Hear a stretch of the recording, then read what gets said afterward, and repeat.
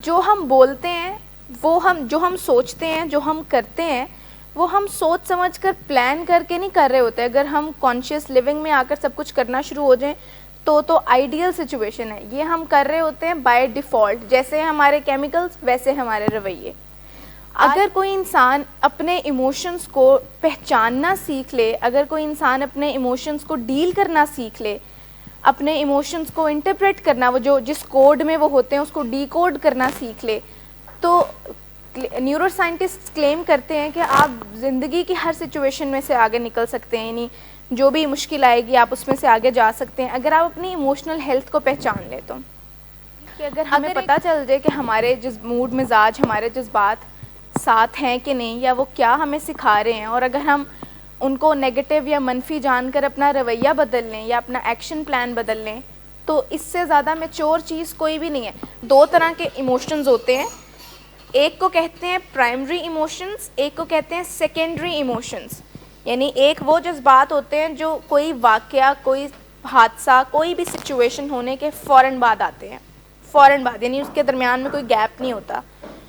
اور اگر آپ ان کو اٹینڈ نہ کرو تو اب وہ سیکنڈری ایموشنز میں کنورٹ ہو جاتے ہیں، یعنی دیر سے آنے والے جذبات میں.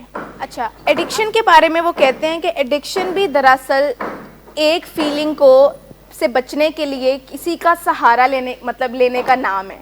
مثال کے طور پر آپ کو کچھ سرٹن طرح کی فیلنگز یا ایموشنز آ رہے ہوتے ہیں جن کو آپ ان پلیزنٹ کہہ سکتے ہیں، نیگیٹو کہہ سکتے ہیں، ڈسکمفرٹنگ کہہ سکتے ہیں. لیکن پھر آپ کیا کرتے ہیں کہ کہیں نہ کہیں آپ سب نے اپنے ان نیگیٹو جذبات کو ڈیلیگیٹ ہی کیا تھا اپنے ڈرگس پر، اپنے آپ کو نم کرنے کے لیے، بہتر محسوس کرنے کے لیے، اس تکلیف دہ فیلنگ میں سے نکلنے کے لیے. لیکن اس میں پھنس گئے پھر، کیونکہ پتہ نہیں تھا، پہلے ہوم ورک پورا نہیں تھا کہ ہم نے پھنس جانا ہے اس میں. اس وقت یہ لگتا تھا یہ کون سا میں نے کرتے ہی رہنا ہے، آج کر رہا ہوں چھوڑ ہی دینا ہے میں نے، یہ کون سا چیز میں نے ساری عمر کرنی ہے، یہ بس یہ عید گزر جائے گی تو اس کے بعد دیکھنا بھی نہیں ہے مڑ کے ڈرگ کو، تو یہ بس میں نے ابھی کرنا ہے تھوڑا سا پھر ٹھیک ہو جاؤں گا. تو اس طرح کی جتنی بھی سوچیں ہوتے ہیں یہ آپ کو سٹک رکھتی ہیں اس سچویشن کے اندر جب آپ نے ہوم ورک پورا نہیں کیا ہوتا. اور یہ وہ لوگ پھنستے ہیں جو انٹیلیجنٹ ہوتے ہیں.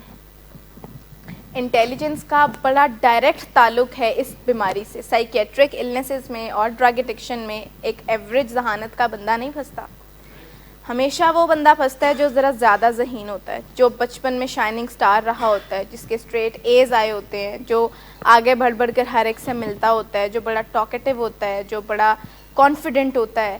لیکن پھر یہی سارا جو ایک دم بوسٹ ملا ہوتا ہے یہ ڈیٹیریوریٹ ہونا شروع ہو جاتا ہے. پھر اسٹریٹ ایز جو تھے عبداللہ وہ B C D E F تک چلے جاتے ہیں، اور پھر جو اس بندے کا جو چارم تھا سارا وہ ختم ہو جاتا ہے. پھر اس بندے کی صحت جو تھی وہ ساری گر جاتی ہے، پھر اس بندے کی ایپیٹائٹ میں بہت چینجز آ جاتے ہیں.